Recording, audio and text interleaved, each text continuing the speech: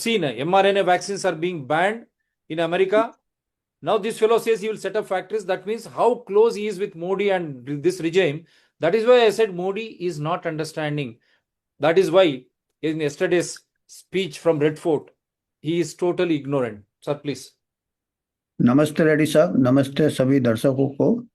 ये ऐसा है कि India is a bigger market for vaccines than America. और हमारे शायद इतना स्क्रूटिनी भी नहीं होता है। अमेरिका में तो सीनेट हियरिंग वगैरह हुए हैं।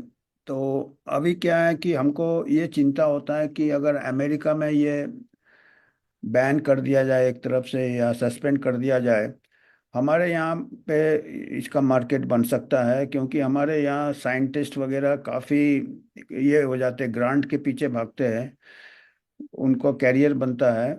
वहाँ भी ऐसा ही है, अमेरिका में भी ऐसा है। मैं अभी एक इंटरव्यू देख रहा था पॉल ऑफिट का और रॉबर्ट एफ कैनेडी का। तो वहाँ पे भी पूरा कोशिश चल रहा है रॉबर्ट एफ कैनेडी को एंटी साइंस एंटी वैक्सर ये घोषित करने का, उनको मलाइन करने का, उनका रेपुटेशन खराब करने का, उनको साइंस नहीं आता वगैरह वगैरह।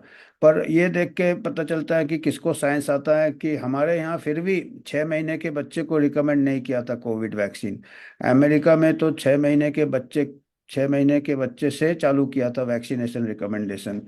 तो वहाँ पे अभी काफ़ी पोलराइजेशन चल रहा है। काफ़ी लोग अभी वैक्सीन एमआरएनए वैक्सीन के ऊपर चिंता प्रकट कर रहे हैं। पर एमआरएनए वैक्सीन का लॉबी बहुत स्ट्रांग है रेड्डी साहब, क्योंकि इतना स्ट्रांग लॉबी है कि इसको नोबेल प्राइज भी मिल गया है। और इसका हाँ, इतना स्ट्रांग लॉबी है, आप समझ सकते हैं कि it will be a long battle, it will be not an easy battle. और आजकल तो साइंस ऐसा हो गया कि सच तक आप पहुंच ही नहीं सकते हैं, प्रोपेगेंडा चलता है, दोनों तरफ से प्रोपेगेंडा चलता है। तो साइंस का कम रहता है आजकल, प्रोपेगेंडा चलता है। एमआरएनए वैक्सीन बाकी इसमें भी रोल आउट कर रहे हैं, खाली कोविड में नहीं। यहाँ दूसरे अभी टीबी में भी शायद एमआरएनए वैक्सीन का रिसर्च चालू कर देंगे, क्योंकि इंडिया बहुत बड़ा ये है। टीबी का बर्डन का प्रोपेगेंडा है, बर्डन है टीबी का प्रोपेगेंडा, पर टीबी वैक्सीन हमारा कन्वेंशनल वैक्सीन भी काम नहीं किया है। तो वी डू नॉट नो। और अभी एक सुचारित भागटी का मैं ये भी देख रहा था स्टेटमेंट, उन्होंने बोला है कि एमआरएनए वैक्सीन में पूरे जो वेसल्स होते हैं, वास्कुलाइटिस होता है, आर्टरीज होते हैं, हर ऑर्गन सिस्टम में उसमें इन्फ्लेमेशन होता है, और ये काफ़ी इसका रिमोट साइड इफ़ेक्ट्स हो सकते हैं।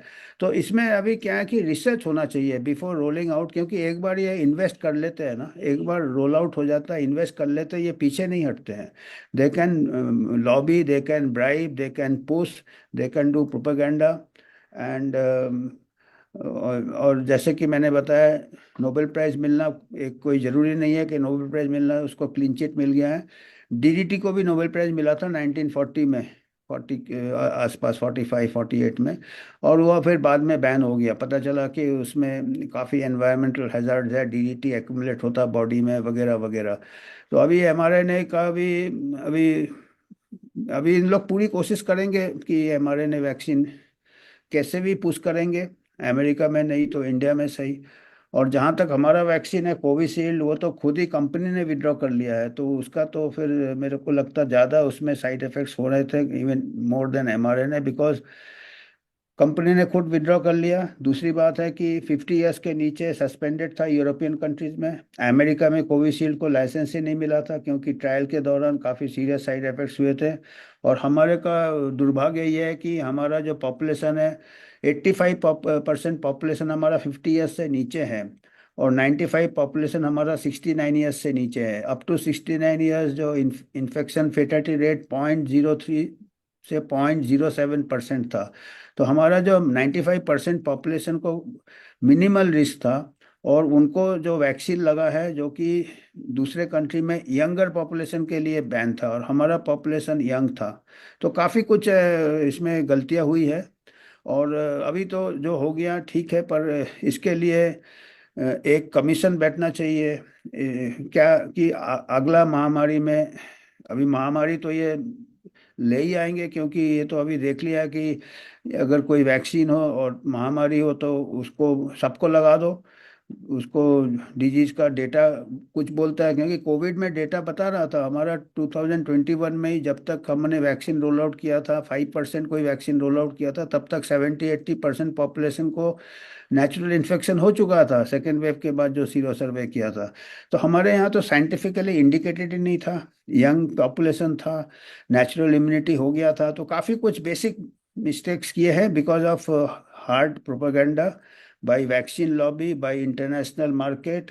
तो ये पूरा मार्केटिंग का गेम था, ये हेल्थ एंड साइंस के बारे में किसी ने नहीं सोचा।